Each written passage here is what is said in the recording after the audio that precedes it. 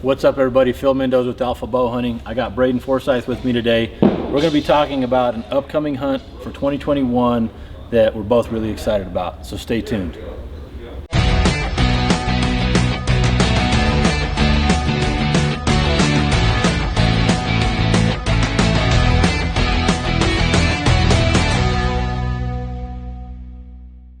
All right, so for those of you who have followed along the Alpha Bow hunting journey since we've started, Braden's been along on a lot of hunts with me, and I should say me with him, because he's probably tagged out more animals than I have when we've hunted together. But nonetheless, 2015 was a really pivotal year, I would say, from me drawing those premium tags, because that's when I started drawing. When I drew my first premium tag, Braden happened to draw his ram tag this year, 2021, in the same unit that I hunted in 2015. So we don't need to talk about units, but Braden, congrats first of all. Thank you. So I wanted to take some time on this video, and what I remember from the preparation side on my hunt, everything kind of takes a notch up or two, right? When you're talking about your premium tags. Yeah. So tell me a little bit. I mean, you're not one of those guys that doesn't, you prepare all year already, right? You stay in good shape, you shoot your bow all year. But tell me how this year's changed once you knew you drew that tag. You know, it's interesting you ask, is because, yes, the mental side of it's what's really amped up for me, because I've been thinking about that a lot, and what have I done different, and I really, so far, haven't done anything different. I mean, I'm hitting it hard every day, shooting my bow, working out, getting my sweat on, getting the lungs and the legs ready, but that's pretty typical for me. Yep. That's not any different from me having an OTC elk tag in Colorado or anything else. What I really actually have to work on with myself is keeping the anxiety down. Yep. There's a lot more anxiety with this hunt, as far as it's a premium tag. You only get it once, maybe twice in your lifetime. The anxiety gets pretty high and the pressure gets pretty high, and just staying the course, you know, doing what I've always done, and staying the course. And you've been successful. There's a lot of trophies on the wall here that are yours, and it's one of those things that, like you said, it's probably the mindset more than anything, and setting your expectations, right? Personally, when I drew my tag, and even, you know, Aaron and you said, so what are you expecting? What do you want to shoot? I said, if it's legal and I get a good shot opportunity on it, yeah, I have to at least pursue that, right? So where are you at? Because you've not only been on my hunt to help me with mine, you've helped Fred last year with his. You've been in that area where there's sheep many times, so you have a very good understanding of the unit and what the unit holds. So having 6-ish years of experience in that area, what's your expectations? You know, I hate to say it, but they're pretty high, to be honest with you. Being that you were one of the first persons I ever experienced that unit with, and going into, you know, comparing it to yours, where, you know, you're trying to get on a legal ram and be happy, and I'd be happy with the legal ram. But I know a lot of people that have been in that unit. It's kind of been my preseason and my preparation for going into that unit. I've got pretty high expectations, but also I understand the unit very well, and understand what it takes to get around and to move around, and if an opportunity presents itself at something that I'm happy with, whether it tapes out well or not, I don't care, or something I'm happy with, I'm going to take it. But I'm definitely looking for that upper class ram. Yeah, and they're in there for sure. So yeah, no. So let's talk a little bit. So again, you've been successful with elk and mule deer and whitetail deer and even antelope. So is your setup at all changed, or is it this is my setup for this season, all game? Where are we at with your setup this year? This is my set. The setup I've got now is the setup I'm going to shoot for everything going into at least October. Yeah. I don't have what I would call my whitetail or my late season setup really picked out yet, but I'm this is another, going back to your first question about my preparation. Usually I'd be tinkering around with a couple bows right now, and, you know, I haven't even thought about it. I got one bow, and I'm just shooting that one bow and that one setup for the last few months, and that's what I've been cranking on. So what do you? So I'm shooting the Hoyt Ventum 33. Got 75 pound limbs on it. It's probably screaming at It's shooting really well. Yeah, it's shooting at 289, I think, right now with the 480 grain arrow. Yeah. Right now, I'm shooting the Easton Axis 5 mils, so your standard Easton Axis 5 mils, 50 grains of brass up front. Been tinkering a little bit with these 3D printed Zinger fletchings. I'm getting a lot of interest as far as how they're flying, that kind of thing. I'm going to do some more extensive testing with these head-to-head with fletching. I did take these out to Hawaii and killed some stuff with them. So do you have shot broadheads with them? I have shot some fixed blade broadheads out to shorter 40 yards, shorter distances with them. So we'll see how that ends up. That's not a permanent fix yet, but they've been working. Most likely, broadhead wise, I'm probably going to shoot that Grim Reaper 1 3/8. I'm probably going to shoot a mechanical head at the sheep. I know they're not a giant animal by any means, but I know those shots can be a little bit longer distance, and I prefer to take any variables out of that portion of it. So, what else? Has anything else changed accessory-wise on your bow from last year? Well, I would like to say yes, but I'm still waiting on a sight from a certain particular company that can't seem to get them out this year. But so right now I'm shooting my black gold that I shot on my bows last year. It's a 3-pin. I shot a single pin last year. I'm shooting the 3-pin.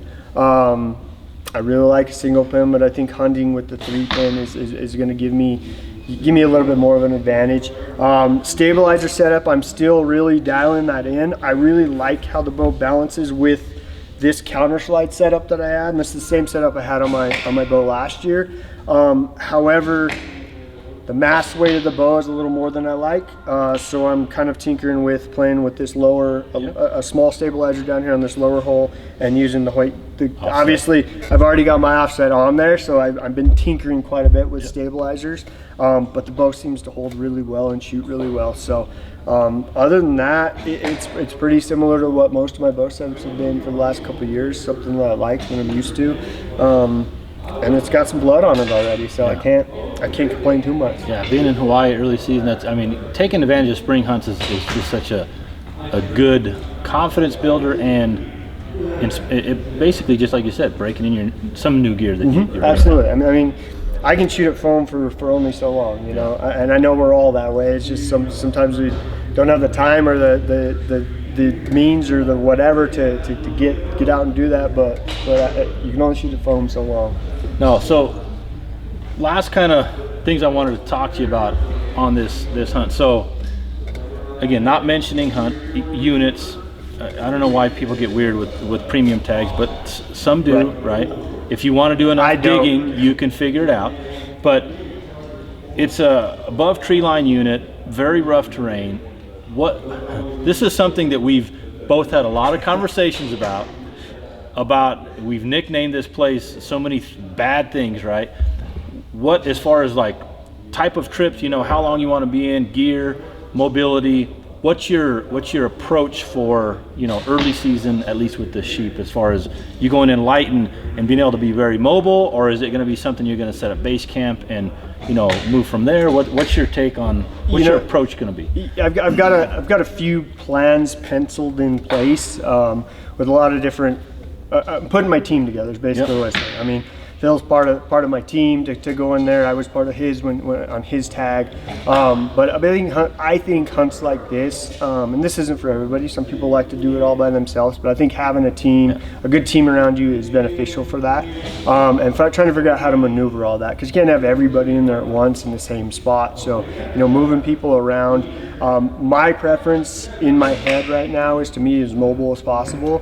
Looking to spend 3 and 4 day trips, not 7 and 8 day trips in there, because of what I know those mountains can do to your body and your mind. So trying to stay as fresh as possible in and out of there. So I'm lucky. I do know some people that have residents nearby there that have offered me, a place to come out of the mountains, crash, shower, refresh, get some real food, some dehydrated food, and then get back in there and get after it. So I'm gonna go in there swinging, that's for sure. But yeah, no question. We're gonna figure it out. Yeah, and I tell you, man, like I said, we've joked around before. It's like, I'm never coming in this place every again. Time, right? Every time we go in there. It seems like we're, at least one of us, mainly you. I mean, in there every year, helping somebody else or with a tag that we have. So I don't know, man. I'm excited. We're gonna keep everybody up to date as we get closer. And like I said, trying to nail down dates as to when we all are going to be able to go in there and help, and who's going to be there at what point. So we'll definitely try to bring some in the field footage from that as well. Otherwise, you do a good job with your stories, man. I have issues with social media. I'm not one to be shy about it. Him and I have long conversations about this because we both have very similar issues with it. But when Braden's on a hunt, it's very authentic. It's very true to what he's experiencing down there. Lighthearted approach to it, because in all seriousness, you know, it's great to be out in the woods when we're out there. But, you know, Braden_1, right? At Yes. Braden_1.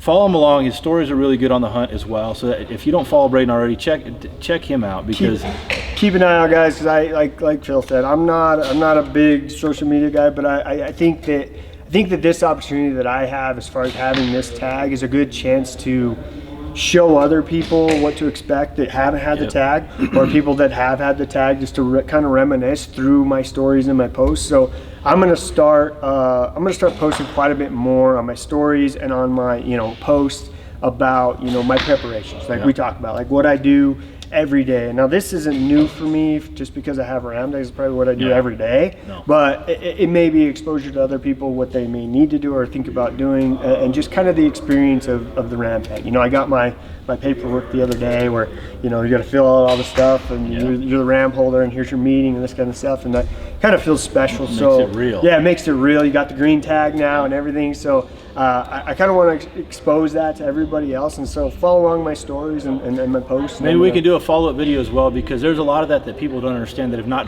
drawn a premium tag, right? There's so much more that goes into it, from the initially just on the preparation side. Like I said, you're a guy that prepares already, to the extreme anyway.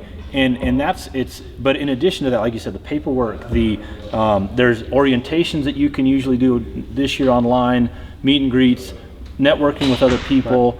The unit you've drawn, we've been lucky that there's enough of us that have, whether we've been successful or not in that unit, there's a lot of history there that we can pull from our own inner circle of guys.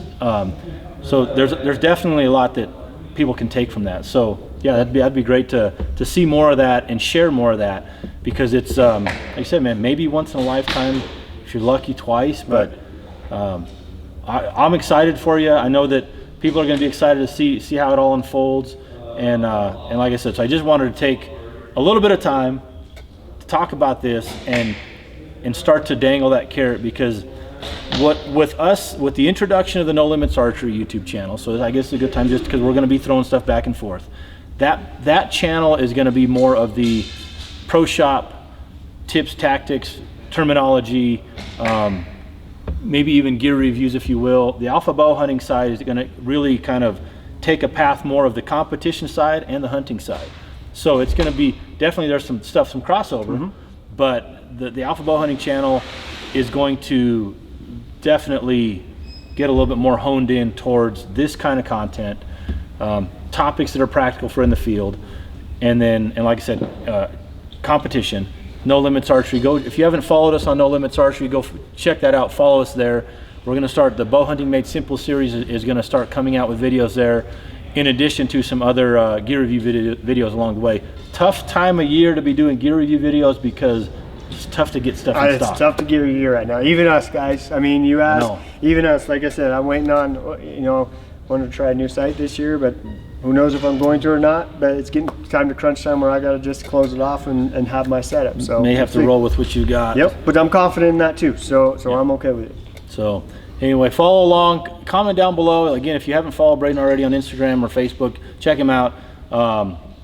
Continue to comment on the videos that we're putting out on Alpha Bow Hunting. We're going to continue with the gear giveaways. So we've done a couple. We're going to have more coming. So with that being said, make sure you like, subscribe, comment below, share with a friend if you feel that they might get some value from it, and we'll see you guys all soon.